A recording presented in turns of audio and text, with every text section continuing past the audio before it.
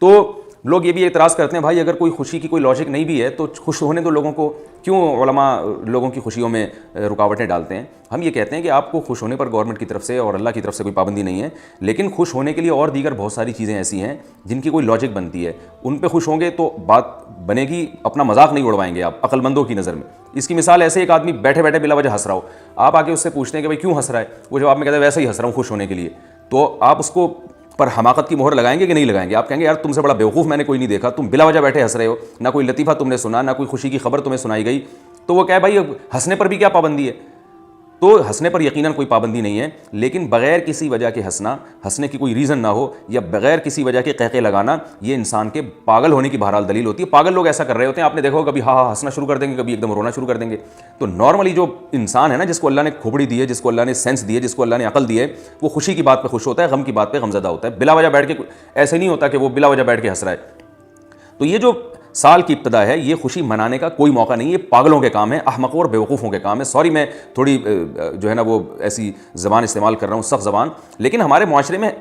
ہر وہ چیز جو باہر سے امپورٹ ہو رہی ہے نا، وہ پھیلتی چلی جا رہی ہے بغیر کسی تردد کے۔ رسول اللہ صلی اللہ علیہ وسلم نے فرمایا لَتَتَّبِعُنَّ سُنَنَ الَّذِينَ مِن قَبْلِكُمْ، کہ تم لوگ ان لوگوں کی اتباع کرو گے جو تم سے پہلے گزر چکے ہیں، یعنی یہود و نصارہ کی۔ یہاں تک کہ اگر کسی نے گوہ کے بل میں گھسنے کی کوشش کی ہوگی نا، اب دیکھیں گوہ کا بل اتنا چھوٹا سا ہوتا ہے، اس میں انسان کا گھسنے کی کوئی لاجک بنتی نہیں ہے۔ دیکھ آپ صلی اللہ علیہ وسلم نے مثال بھی کتنی پیاری دی کہ کوئی گوہ کے بل میں اگر کسی نے گھسنے کی کوشش کی ہوگی نا، کسی گورے نے، تم بھی گھسنے کی کوشش کرو گے، یعنی یہود و نصارہ نے، تو اب گوہ کا بل کتنا چھوٹا سا ہوتا ہے، اس میں انسان گھس سکتا ہے؟ وہ انسان کے لیے تھوڑی ہے، وہ تو گوہ کے لیے ہے، سانپ کے لیے، بچھو کے لیے۔ آپ اس لیے اس میں گھس رہے ہیں کہ گورے اس میں گھس رہے ہیں، تو بھائی ان کے جو کام لاجیکلی درست ہیں ان کو آپ فالو کریں، جس کی کوئی تک ہی نہیں بنتا، سر پاؤں ہی نہیں بنتا، بس آپ اس لیے کہ ترقی یافتہ لوگ یہ کام کر رہے ہیں تو ہم بھی کریں گے یہ کام، تو یہ پاگلوں والی حرکتیں ہیں۔ اللہ تعالیٰ ہماری قوم کو ہدایت دے۔ تو اس لیے نیو ایئر منانے کا کوئی تک نہیں بنتا، کوئی سینس نہیں بنتی، اسی طرح برتھ ڈے بنانے کی بھی کوئی سینس نہیں بنتی، کوئی تک نہیں بنتا۔ ویسے آپ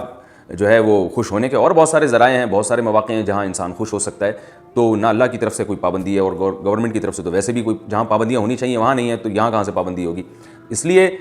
مسلمان کو اس موقع پر کیا کرنا چاہیے؟ اس کو یہ استحضار کرنا چاہیے کہ میں قبر کے مزید قریب پہنچ چکا ہوں اور اب مجھے سنبھل جانا چاہیے۔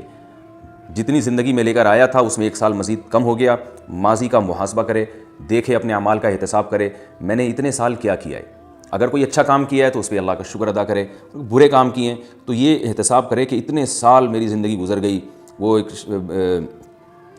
فارسی کا بڑا اچھا شعر ہے، کریمہ ببخشائے برحال ماں کہ ہستہ مسیر کمند ہوا، اس میں کہ 40 سال عمر عزیزت گزشت مزاج تو از حال طفلی نگشت۔ مجھے فارسی نہیں آتی، اگر میں تلفظ میں کوئی غلطی کر رہا ہوں تو پیشگی معذرت، کہ وہ اپنے آپ کو خطاب کر کے کہہ رہے ہیں کہ تیری 40 سال عمر گزر چکی ہے لیکن تیرا بچپنا ابھی تک ختم نہیں ہوا۔ تو ہم میں سے کتنے لوگ ہیں جن کی عمر کا ایک طویل حصہ گزر چکا مگر حرکتیں بچوں جیسی کر رہے ہیں، بچپنا ابھی تک ختم نہیں ہوا، کوئی سنجیدگی پیدا نہیں ہو کے دے رہی ہے ہمارے اندر۔